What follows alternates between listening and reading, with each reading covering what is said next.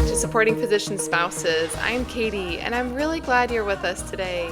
Today is part 4 of our Fair Play series, and this episode is especially personal because I'm moving from theory into my real life. I'm joined by my husband, Dr. Talon Harris, my husband of 12 years, father of 3, and rounding the corner on his final months of his family medicine residency.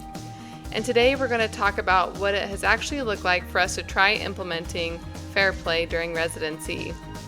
Not an ideal season, not a time when life is calm and routine, but right in the middle of rotating schedules, long hours, shifting expectations, and the mental load that so many physician families and spouses carry.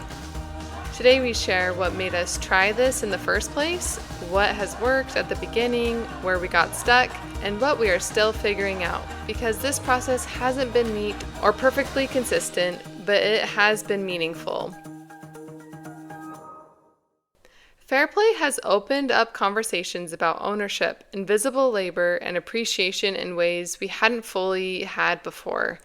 And more than just changing how tasks get divided, it's been shaping how we see each other as partners, as parents, and as people trying to show up well in a demanding season.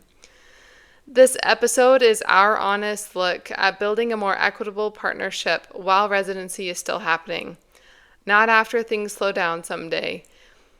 So, if you've ever felt the tension of we're both stretched thin, but this still matters, you're not alone.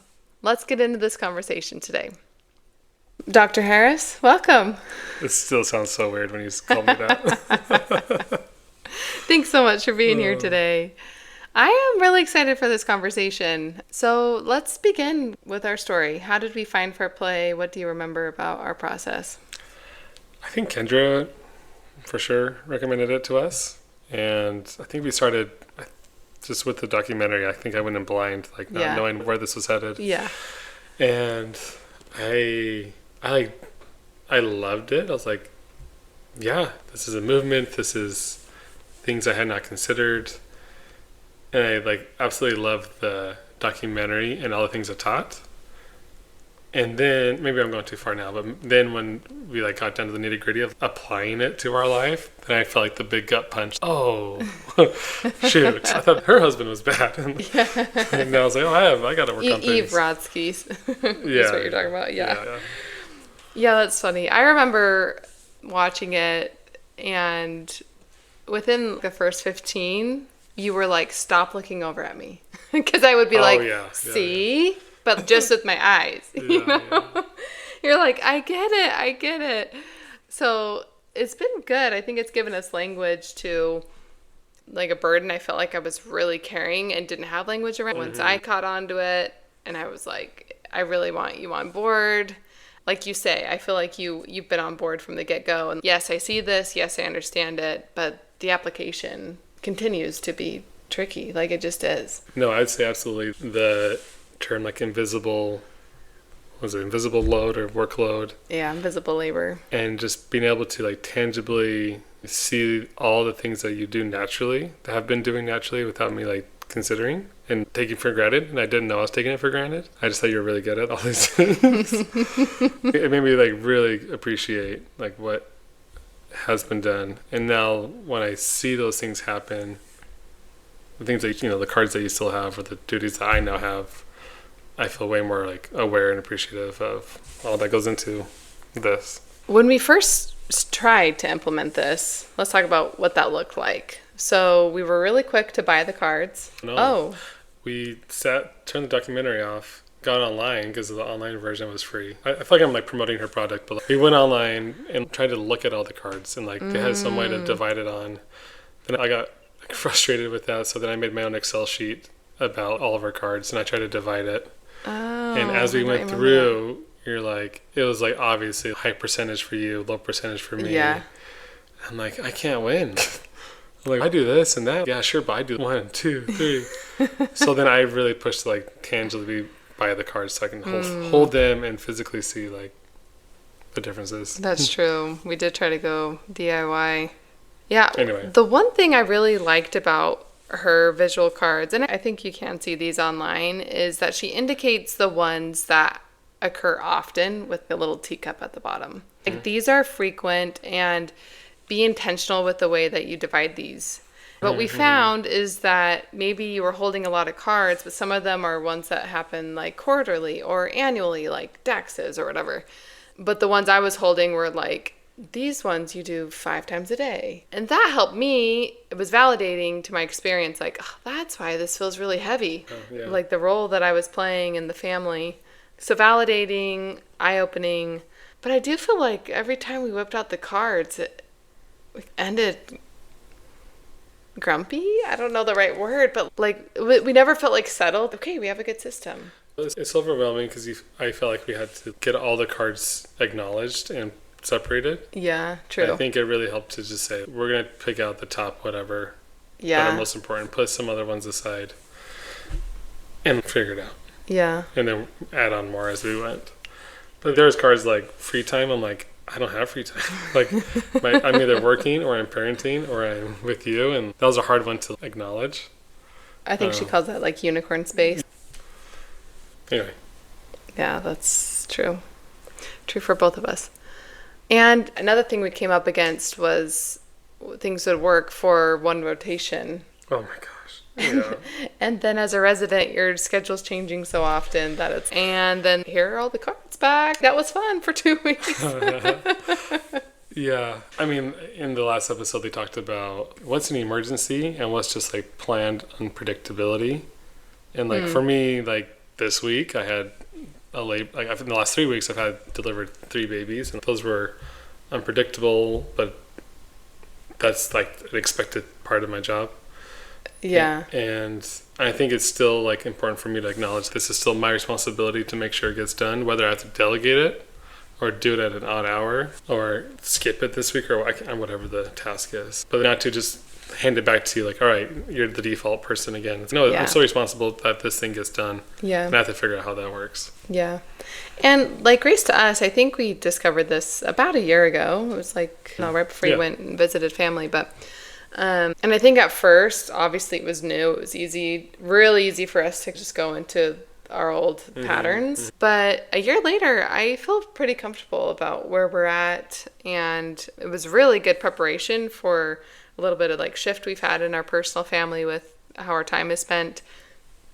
And yeah, so man, like grace to the process. Like it's a lot of time to iron out and figure out, really intentionally looking at our families. What are the needs of our family? The system has X amount of cards, but we found that dividing some of her tasks into smaller components that we divide and we own has been really helpful. And we'll get into some of that in a second, like how we actually divide tasks. But I kind of want to talk about the visual stack issue. You've mentioned this a little bit, but as far as an issue that we came up with when we were first starting this was I think we would use the cards as ammo a little bit. I kept being like this, see, I'm doing so much. And like you say, you're like, there's no way to win. It felt like a win-lose situation. And so, yeah, tell us like your reaction to how I was coming at you with the kind of energy I was leading with. Yeah, so there's equality and equity. And equality is like 50-50, take your card, take your half, and you'll take my half. Yeah. And for me, I felt like these cards are like for the family, household, our relationship. And like work or providing is like one single card, but it's 3/4 of my day and my time. Yeah. And so I feel like the 1/4 of the time I had for all the other things was less. And so I struggled with, I definitely felt like, not inferior. I'm not superior or inferior, but I felt. Let me say it again. I felt like you just felt. I know I suck. Like you just. What do you want me to say? Yeah. No, it was just hard to swallow. It was humbling to realize, and also to acknowledge. Yeah, like this time in season, like this is all I can do. Yeah. And my rotation changes every 2 weeks. So like in 2 weeks, I can take on more. And then 2 weeks, I cannot take on more. Yeah. Or I'm gone for 4 weeks for a away rotation. And then we have to really switch things up. Away rotations. Gosh. And that's another thing about residencies, right? When you get into flow, you're off to the next rotation. And right. It just rocks our family. And I do feel like typically when we were tired at night, we'd be like, whose card is that? We were using it as ammo, and that's not the point. The point is just to have things divided and for your household to just flow more smoothly. I did like acknowledging this is my task, and I can do it at any time, and vice versa. Like I knew this was yours. Like sharing tasks was really exhausting for both of us because we both feel like we're both doing everything. And right now I'm looking at like laundry and kitchen, and at times when we like divided those, and we've switched those at times, but like when we have those completely, like you take full ownership, like that language really helped me take off that mental load of my brain. You for sure. I felt like, hey, this is my job tonight, and I can do whatever afterwards, even though there's other tasks that need to be done, because I knew that those are delegated, and vice versa. I know you felt that way. Yeah, and with the ownership of the whole task, I do think that it's adjusted the language that we use around even just like how we express gratitude for one another, or like this came up with Kendra and Adrian with the like, how can I help you? How can I help you? Rather than I know what needs to be done.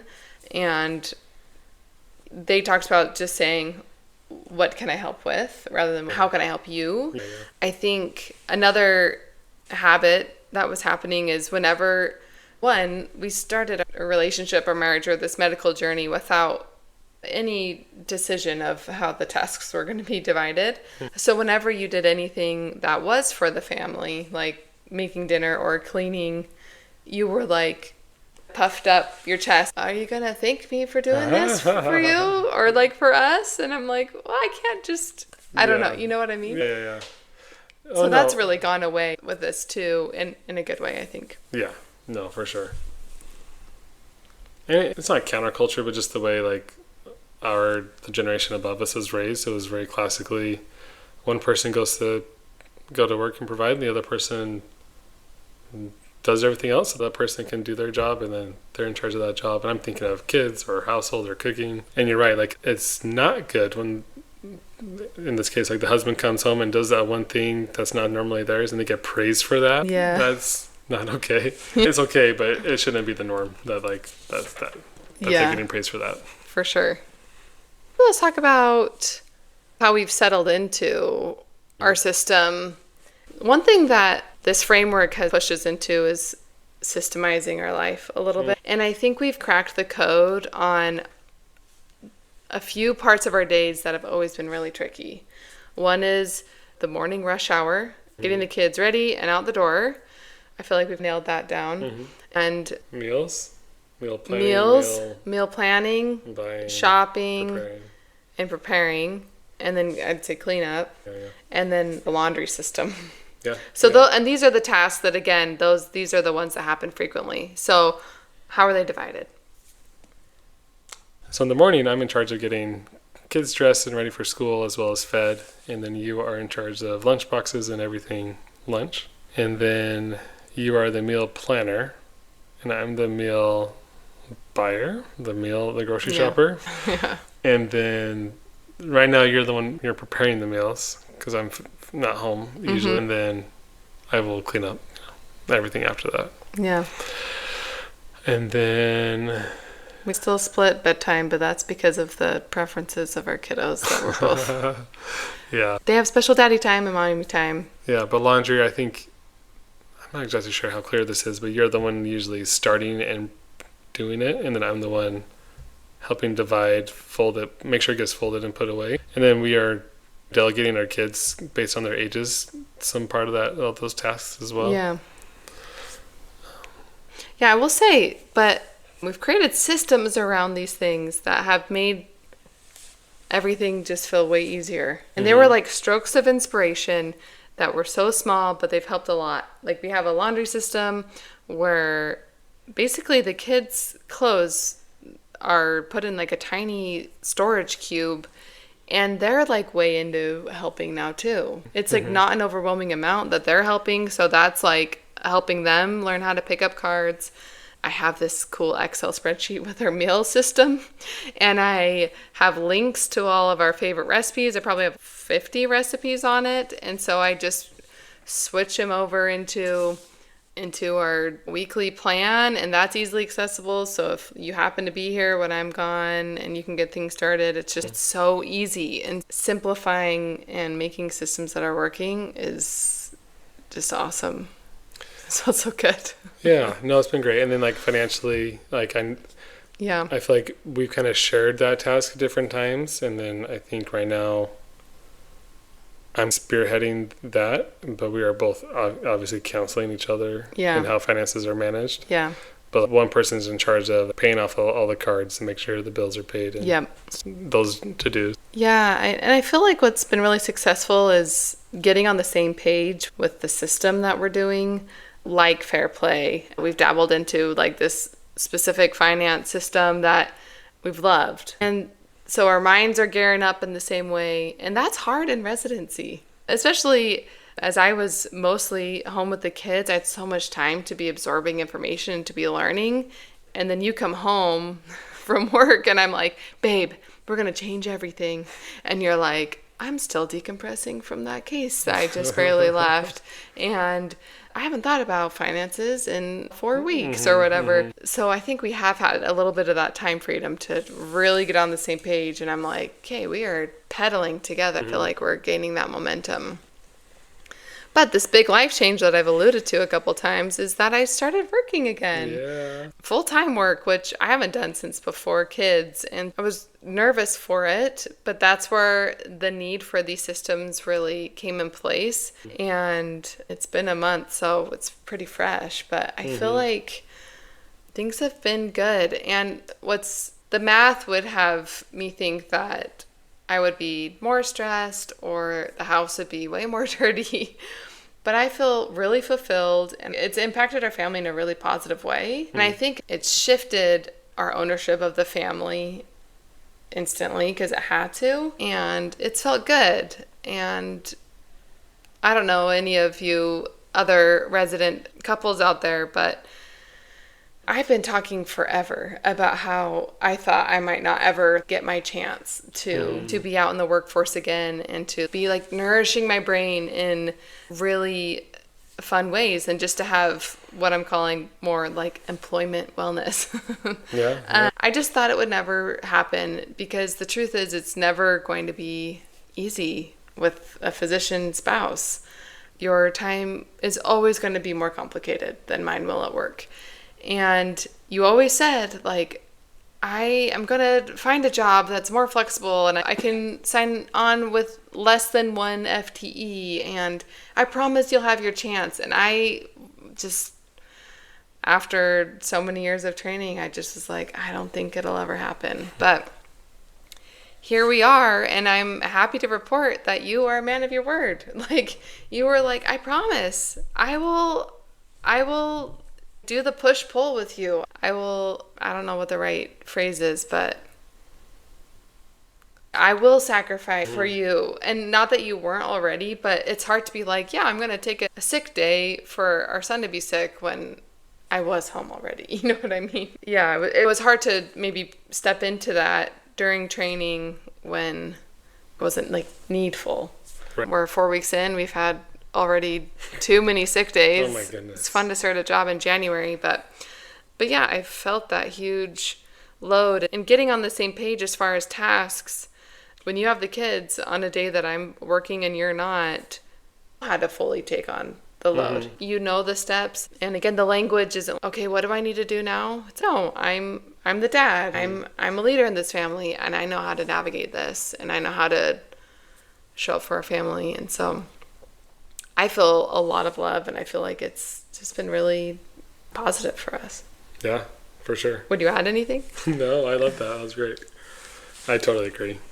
I think as you say that, systems, they're used all over medicine. Like before surgery, there's checklists and things you do, and you do that so that you have consistency, you don't miss things. I think kids do better when there's consistency and they have consistent expectations of who's going to do what today, whether they're watching us or helping us with tasks.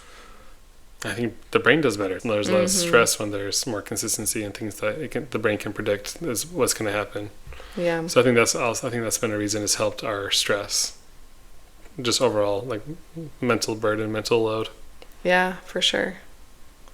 And that's really why we jumped into Fair Play. It was like, how do we navigate this mental load that feels unbalanced, But I love that get systems in place, and then it's actually less load to carry for all of us. Mm-hmm. That's a great point.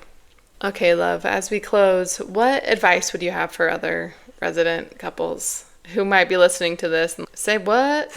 You started this when? I imagine like someone's spouse showing this to their resident partner and be like, listen to this. See? And then them like plugging their ears and running away. It's really hard. Every family, every situation is different and everyone has unique needs. But I think taking the time to acknowledge like what mental load and responsibilities your family or relationship is, and taking time to identify all those things, and then clearly delegating. I think it's really important to delegate. I feel like it sounded unnecessary to delegate 100% a task, take ownership, because when we first got married, it's, oh yeah, we can all always do both things at all the time. Yeah. And it was fun. And then as kids and more responsibilities came, it became really imperative to delegate. So I think starting that sooner for those that are dating or don't have kids yet or have young kids, like it's time to really do that. And then for the working resident or medical student who's always studying and feels like they don't have time for their own job or studies, or let alone like the home life, I think it really is worth the effort to do this, and it will reduce your mental load at school. Like I feel like I can be more present at work because I know that when I come home, all those duties are going to fall into place. Whereas if I try to do both when I'm at work or studying, and I try to like keep on the mental load of whatever, planning or preparing things, I'm just always stressed all the time. So it's just helps me delegate to myself.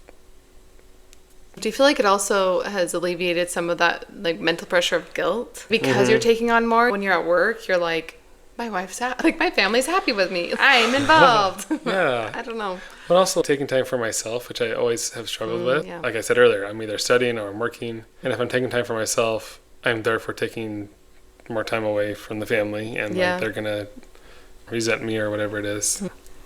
But to see it as, you need your time, I need my time, we need each other's time. We celebrated that. We celebrate, every one of those. Yeah, it's really worth the effort. Yeah, and I will say, as we show up for each other in the grind of the tasks, then when it comes to you being like, hey, I'm going to take time to go exercise, like either book one of the day, I'm like, yeah, go do that. Yes, I'm celebrating you. And I'm like, the resentment is gone, and yes, I feel like we are celebrating each other more as we see each other stepping out and like, we're doing our best to like be a whole person when the constraint is a lot right now. And if I feel more in line with my priorities, like I always say my priority is my family and my relationship with you. But when medicine takes over my whole body and time and mind, like that is my priority based on that. And so I feel like having these systems in place reprioritized my family and my relationships. And that feels good. It feels good. Yeah, medicine still takes up more quantity of time. Sure. But my priorities still feel in line. Cheers to that. Thank you so much for being here today. And thank you, listeners, for joining us in our part 4 of the Fair Play series. This has been a really great month to dive into this, to rethink our family systems, the dynamic we have with our physician spouse, and how we can improve upon that, and how we can question maybe the things that are going on in our families and how we can improve them. Thank you so much for listening to the Supporting Physician Spouses podcast. And also a special thank you to Katie and her husband, Dr. Harris. We are so grateful for them for sharing their experiences with Fair Play. If this episode resonated with you, we would ask that you would please follow the show and share it with a friend.